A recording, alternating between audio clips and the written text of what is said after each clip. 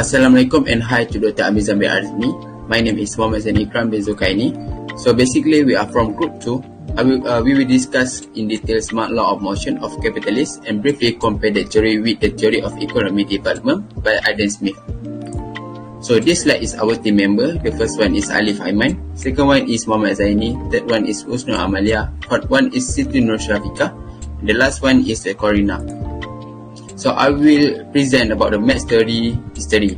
So I have a 5 point to present. The first one is for maths history is a process through which the statistic ROP thesis come into the eventual conflict with the dynamic FOP entities. So the second point is the result of a conflict revolves the system, which is the new ROP synthesis permit the higher development of the FOP. The third one is the mechanism for overthrowing all societies by the class struggle. The fourth one is, in the theory of history, Marx saw society evolving through the 6 stages, which is primitive, communism, and so on.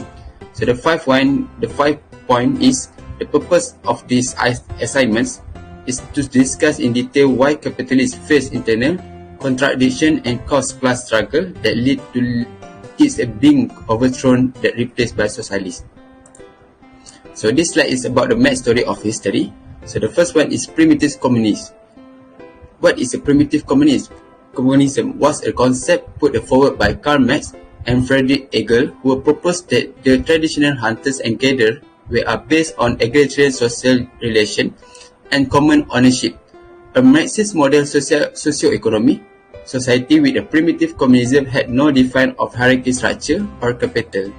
Marx suggests that the ancient methods of the production are the key pillars that define the transition of societies. The early characteristic of primitive communism is involving the primitive way of hunting and gathering paved for the traditional methods of agriculture. Primitive communism is therefore a collective right to basic resources in a social relationship like society and family without any authoritarian rule. So the second one is slavery. So slavery was as a species of dependent labor, differentiates from other forms primarily by the fact that in any society it was the most degrading and most severe. Slavery was the prototype of a relation defined by dominance and power. So the third one is feudalism. Feudalism in the 9th century, influenced by Adam Smith and other Scottish thinking, Karl Marx and Friedrich Engels made the feudal mode of production one stage in their vision reading of Western historical development. The feudal model followed the Asian mode of production and proceed to capitalism and socialism, and communism is one terms. So the fourth one is capitalist. So what is capitalist? Capitalist refers to process and the system where this is a predominance in the use capital or predominance in the use of productive resources. Economists do not agree with the sociological argue that system in which the system is predominance in the use of capital can refer to the capitalist process of production and not capitalist. So the fifth one is socialist. Socialist is with this new theory of history is a mind might consider that capitalist is the latest in a line of a system and is ripe for the revolutionary transformations into socialist. In a broad of outline, the aesthetic Asian feudal and modern bourgeois modes by production may be denied. So may be designated as an aspect marking progress in the economy development of society. The sixth one is the communism. Communism is a form of government most closely associated with the ideas of Karl Marx, which is the outline in the base of the goal of eliminating socio-economic class struggle by creating classes with society in which everyone share the benefits of labor and the state controls all property and wealth. So the next slide is the law of motion capitalist. Theory history as the background. So Marx sought to lay bare to the economic law of motion (LOM) of a modern society. Slavery and feudalism stand for this. Karl Marx wanted to determine the processes through which the forces of production (FOP) within a capitalist would reproduce their entities and availability demise, just as they have slavery and feudalism early. So the six important concept in the LOM of capitalism. The first one is labor of theory of value. The second one is the theory of exploitation. The third one is capitally accumulating, falling the rate of profit, business crisis, and technological unemployment. The fourth one is centralizing of a capital and concentration of a wealth. The fifth one is a reserve army being employed and administration of proletariat. The sixth one is class conflicts. So we can look Marx's law of motion capitalist. The top of the chart is labor theory of value. And the second one is theory of exploitation. The third one is theory of exploitation. The link with the falling rate of profits, business crisis, technological unemployment. So this chart will be connection between the arrow. So we can see business crisis is the link centralized of capital and concentration of wealth. So and then we can look at the reserve army of employment and administration of the proletariat. So the link we go to the class conflicts. So the arrow go to class conflicts. So concentration of capital and concentration of wealth. The arrow we go to the class conflict. So there is connection about the Marx law of motion of capitalism. But this slide is labor theory of value. So I have 4 points in this labor theory of value. The first one is analysis of commodities in capitalist society.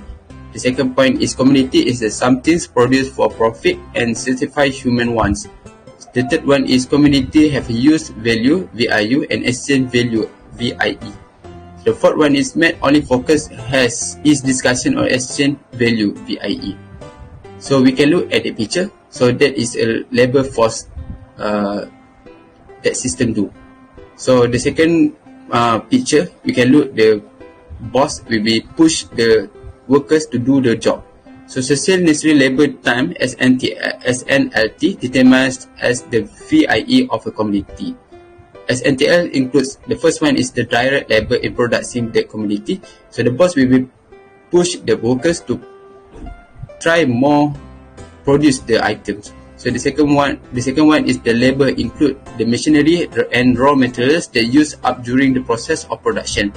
So that is can make cost of production will be decreased. So the boss will try to use raw material and machinery to fast the process of production. The third one is the value of transfer to the commodity during this process. For the example, suppose the average SNTL to produce a pair of shoes in 10 hours. So the average NLTL equal to the value of the shoes.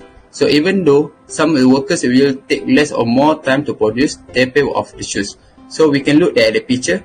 Have two examples. The first one is look like the workers try to carry the item, but it's quite difficult to carry. Compared to the second one, the workers they are running and they easily to push the item. So this is like a Karl Marx used before this slide. Use the machinery and raw materials to push the production faster. So this slide is theory of exploitation. So theory of exploitation stands for the 4 points. The first one is labor time more than labor power. The second one is surplus value. The third one the rate of surplus value, and the fourth one is the rate of profit. So what is theory of exploitation? This theory states the profits is the result of exploitation of wages earned by the employers. So this theory of exploitation, the boss will be paid cheaper, and then the workers need to do the works more than wages. So it's rise of the labor. The second point is the rise of the labor theory of value, which is claimed that value is inserted in a product according to the amount of labor that has been spent on producing product. Assalamualaikum warahmatullahi wabarakatuh. My name is Alif Ayman bin Aziz. My material number is 278296. I will continue our presentation. The difference about labor time and labor power. The meaning of labor time is the actual process and duration of work, while the labor power, the meaning is refer to a person's ability to work and produce commodity. Okay, next, what determine the value of labor power. Determining the value labor power is the socially necessary labor time required to produce the cultural necessity of life consumed by the worker. Like the example in this slide, in an hour, the spinning wheel on the left can only produce half of what the higher tech spinning wheel on the right can produce. Okay, next, two important points require emphasis here. First, market wage equal labor power equals socially necessary labor time. Second is market wage is sufficient only for purchase the cultural subsistence required for survival and perpetuation of the labor power. Capitalism produces a large reserve army of the employer, and this excess supply of labor dictate over the long run, the average wage will remain near the cultural level of subsistence. Okay, next, the meaning of surplus value. Surplus value means the exploitation of the worker or the extraction of surplus value by capitalists. When the productivity of labor is so low, that the worker have to consume goods at equivalent in value to their own output in order to survive. That means labor power equal labor time. Okay. Third, exploitation worker arise when worker can produce more in a day than they must consume. Next, employers pay the worker the full market value of their labor. The daily pay equal only part of the value the laborers create. Lastly, capitalists are in a position to set the length of the workday. Okay, next, in surplus value, necessity force the worker to optional to training in work. Next, the labor time they spend during the workday create a larger sum of value than the value of their own labor power. The owner of the means of production garner a surplus value. Okay, in this slide, we will know about formula of rate of surplus value or rate of exploitation. Okay, Marx designated the part of capital invested in machinery and raw material as constant capital C, while the capital that grows as wage for the purchase of labor is V. The extra value it produces, which the capitalist take without compensating the worker who produces it, is called surplus value S. The rate of surplus value is S, or the rate of exploitation. In this slide, show about figure 10.1, Marx theory of exploitation. Okay, we'll continue in next slide. From figure 10.1, Marx theory of exploitation, the capitalists employ the laborer whom they supply with the required machinery to convert raw cotton into yarn. Suppose 6 hours of labor time. Total money cost production is 50 ringgit, include 3 ringgit for labor power, 10 ringgit for cotton, 2 ringgit for used spender, assumption RM 50 ringgit for normal profit. According Marx, for 6 hour labor time, sufficient to produce the output to pay for this worker at labor power in first labor power. It can gain profit by lengthening the working day for labor without paying for their extra labor time. It means labor time larger than labor power. Okay, next, for B graph, or in that graph for B, by forcing the worker to work an extra 6 hour, 7 to 12 hour, the capitalist secure a surplus value of Rm 3 ringgit. It will be exploitation of labor. The rate of exploitation is 100%. It means Rm 3 ringgit of surplus value divide Rm 3 ringgit of labor power. That means we can get 100%. For net C, to gain extra surplus value, they can force their worker to work for another 6 hours, 3 to 80. The capitalist secure another surplus value of 3 ringgit. The rate of exploitation is 200%. That means Rm 6 ringgit of surplus value, Rm 3 ringgit for B plus Rm 3 ringgit for C divide Rm 3 ringgit paid of labor multiply 100. For the calculation, by asking the worker to work extra hour, labor can exploit by their employer to more gain. Net is the rate of surplus value or rate of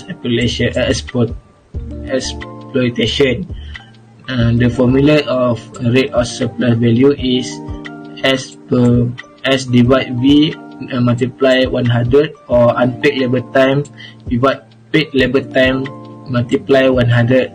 For the first hour 7 to 12, the calculation is 3 divide 3 multiply 100. We will get 100%. For next hour, 13 to 80, 3 plus 3 divide 3 multiply 100, we can get 200%. Okay, for the alternative approach to calculate of surplus or exploitation, for normal paid working hour is 6 hours. If extended to 12 hours, it means plus 6 hours. 6 divide 6 multiply 100, we will get 100%. Second, if extended to 18 hours, 6 plus 6, the calculation is 12 divide 6 multiply 100, we will get 200%. Okay, next, normal paid working hour is 6 hours. Third, if we extended to 50 hours, we must it means the hour plus 9. For the calculation, if 15 divide 6, 50 minus 6 divide 6 multiply 100 divide 9 divide 6 multiply 100, we will get 150%. Okay, for the last, if extended to 9 hours, it means plus 3. The calculation is 9 minus 6 divide 6 multiply 100 divide 3 divide 6 multiply 100, we will get 50%. Hi everyone, my name is Yusrul Amalia binti Abdul Aziz and my metric number is 278271. And I will continue the presentation starting from two modes of exploitation. The first mode of exploitation is lengthened working day, and it is also an absolute surplus value when it happens. The working day has lengthened but without a corresponding increase in the labor compensation. And one of the suggestions is that even if the working day will not lengthen, surplus value could be increased by raising the efficiency of production and thus reducing the value of the workers' labor power. The second mode of exploitation is increasing productivity. This is when the necessary labor time to reproduce labor power has decreased, and it is accomplished by cheapening the value of labor power by increasing productivity. And if the workers' necessities could be produced in a shorter time, a larger share of the new value will go to the capitalists. And for example, suppose that the working day was shortened from 12 hours to 10 hours, but instead of being divided into 6 hours of paid labor for the worker and 6 for the capitalist, it was divided to 4 for the worker and 6 hours for the capitalist. And the rate of exploitation would rise from 100 by using the formula 6 divide by 6 then times with 100 to 115%, 6 over 4 times by 100. So the rate of exploitation has increased from 100% to 115%. Next, we move to the rate of profit, P prime. So that is the formula of rate of profit represented by the P prime. So whereby S is surplus value, C is constant capital, and V is variable capital. And the rate of profit P prime in Marx formulation is the ratio of surplus value to the total capital invested. And the total capital invested is the addition of C and V. Next, we move to the calculation part from the figure 10.1 that I have simulated into pictures. And on the x-axis shows 1 until 6 hours containing Rm 3 ringgit of labor power, Rm 10 ringgit of cotton, and Rm 2 ringgit of machines. And it can be total up to Rm 15 ringgit. And next, 7 until 12 hours containing 3 ringgit of surplus value that is no longer of labor power, Rm 10 ringgit of cotton, and Rm 2 ringgit of machines. Thus can be total up to Rm 12 ringgit. Meanwhile, for 13 until 18 hours, it containing Rm 3 ringgit of surplus value, Rm 10 ringgit of cotton, and Rm 2 ringgit of machines, and can be total up to Rm 12 ringgit. This part is regarding the working hours and total cost of production that I have summarized from the previous slide. So the working hours 1 until 6 hours, it has total cost of production of Rm 15 ringgit. 7 until 12 hours, it has Rm 12 ringgit, and same goes to 13.88 hours, it has Rm 12 ringgit.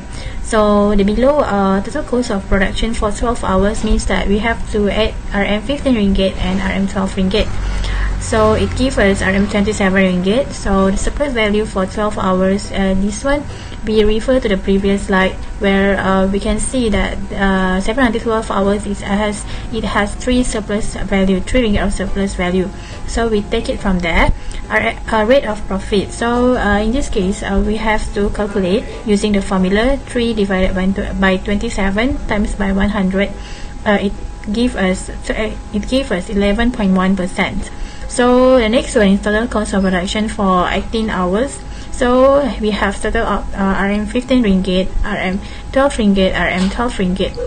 So the surplus value for 18 hours, this one we also refer to the previous slide where we combine or we added the Rm3 surplus value 7 until 12 hours and Rm3 surplus value in 13 until 18 hours. So we get Rm 6 ringgit. So we calculate the rate of profit. Here 6 divided by 39 times by 100, it gives us 15.4%. The next slide is capital accumulation. Capital accumulation refers to an increase in assets from investment or profits and is one of the building blocks of a capitalist economy. And individuals and companies could accumulate capital through investment. So from the figure we can see the investment that we did. So we get the profit. So from the profit we accumulate it, and it is a capital accumulation. So the next one is falling rate of profit. It is quoted. Rate of profit tend to fall over the long run. There are two components here. First is mechanization and labor saving intention. Mechanization is the desire to improve productivity by using machinery, while labor saving intention is the replacement of labor with machine. And according to Karl Marx, this will increase the organic composition of capital. Or represented by Q.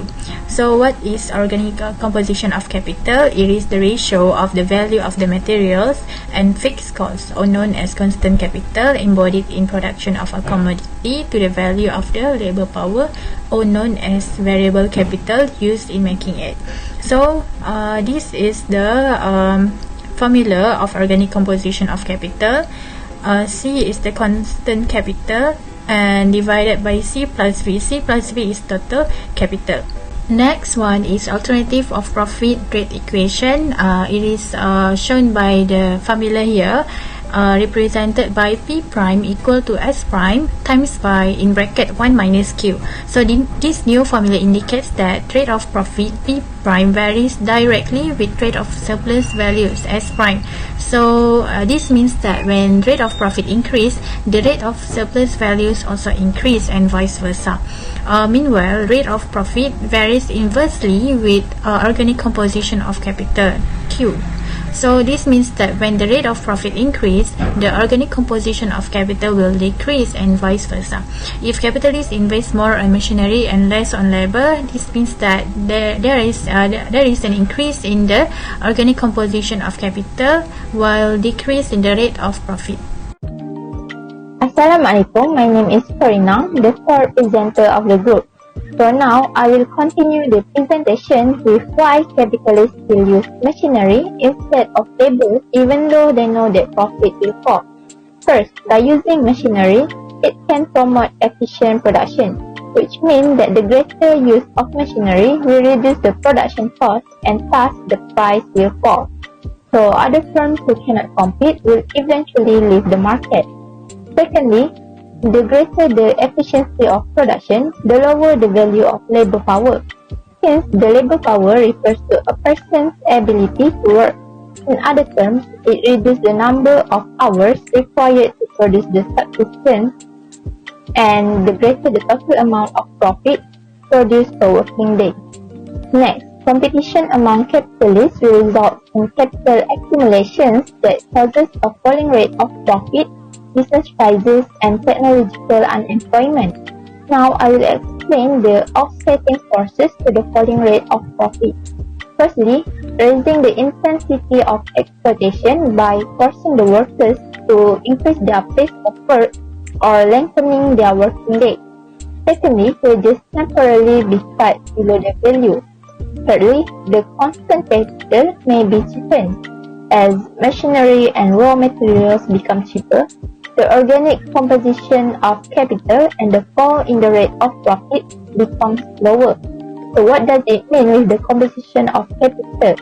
It means that the ratio of the value of the materials and fixed costs embodied in production of the commodity to the value of labor power used in making it. So next, growing population in relation to jobs and increasing technological unemployment are conducive to setting up new industries that use more labor and less capital. Fifth, foreign trade raises the rate of profit by cheapening the elements of constant capital and the necessities of life. Lastly, the rate of exploitation is increased by reducing the value of labor power through Next, capital accumulation and business prices. So, in the classical economics, phase law states that the supply creates its own demand. However, Marx attacked on that, stating that the process from commodities to money and back to commodities is just for a simple commodity production, where money is just a medium of exchange between the two commodities, and then the process of exchange from money, commodity, and back to money is just for large-scale capitalist production. This is where money is being changed into commodities such as labor power and raw materials, and then it's sold for money. And then Marx then extended the process to become M to commodities and M prime where M prime is larger than M because of the exploitation of the labor power. This is the continuation from capital accumulation and business crisis. So the rapid investment in capital and labor will increase the demand for labor and increase the wages that capitalists must pay for temporarily. However, these higher wages will affect the surplus value and the rate of profit by reducing it and ending the expansion. So this will also sending the economy in opposite direction. So instead of economic growth, they will lead to depression, and these depressions will destroy the monetary value of fixed capital and enable capitalists to buy up smaller ones at bargain prices. So this will also lead to closing of the factories, falling prices of commodities, tragic contracts, and wages fall. As a result of this, the rate of surplus value and profit restored and investment increased. So Marx stated that each of business cycle is of greater magnitude than the previous one, producing class struggle and social revolution. So this is the last result of competition among capitalists, which it will lead to technological unemployment. Technological unemployment means that the use of machinery, robots, and technology will increase the rate of unemployment because of the labor is being substituted with capital. And that's all from me, and I will pass the presentation to the next presenter. Assalamualaikum warahmatullahi wabarakatuh. So my name is Siti Nurshidika binti Muhammad Afini, on metric number 278779. So I will continue to present my part, which is centralization of capital and concentration of wealth. So centralization of capital, it happens when they start to centralize the ownership of the capital and concentrate wealth in a fewer hands. So there is a growing size of firm, which is capital goes in one place to a huge mass, which they had another place being lost by many, and it will weakening the competition into the few hands. So the next is monopoly power, which is it happens due to the increasing of capital centralization and concentration, and it will be more in minimum amount of individual capital necessary to carry on the business under the normal conditions. And then economies of scales, it happens when the larger firms try to obtain the economies of scale and produce at lower average cost, or we call it as AC, as compared to the smaller firm. And then the elimination of the smaller firms happens when there is a competition between larger firms to the lower cost firm and the smaller firms, and the larger capital backs the smaller firms to be in the competition. So it eliminate the smaller firms and the larger firms will become more larger. And then the capital accumulation, economy of scales, and dominance of cooperation in business organizations bring the concentration and centralization of capital into the fewer hands. Capital accumulation tendencies will tendency for more severe business crisis. Proletariat is a working class people regarded collectively, and it happens for three things, which is the first one is market wage. Market wage is only to purchase the cultural subsistence that is required for the survival and perpetuation of the labor force. This cultural subsistence is, we call it as a subsistence, which is described the means that a group of people use to obtain the food and also the resources. So the next one that comes into this reserve army of unemployed is forced labor. Worker in these types of reserve army is forced to work sufficiently long, and it will create a surplus value for the capitalists. And the last one is labor to machine usage, which is the labor will be replaced by the machine, and because of that, the unemployment rate is increased, and also every labor will poor and jobless because their job is being replaced by the machine, and it will be more benefit for the company itself at that time. So the third is the class conflict. The class conflict is on what we see in this picture. There is workers that become the basics to their country, and then it accumulate their wealth by exploiting the workers. So the workers is being exploited by the top ownership. So the second one is conservation of wealth among fewer and fewer capitalists, as well as the absolute and relative impoverishment of the workers. And then the terms of growing misery, operation, slavery, degradation, and exploitation, it raises their sense of solidarity, and it will there is a will to revolt, which is they take the violent action against an established government ruler, or we say it as a rebel. And the fourth one is the relation of production, which is under capitalism come in conflict with the FOP.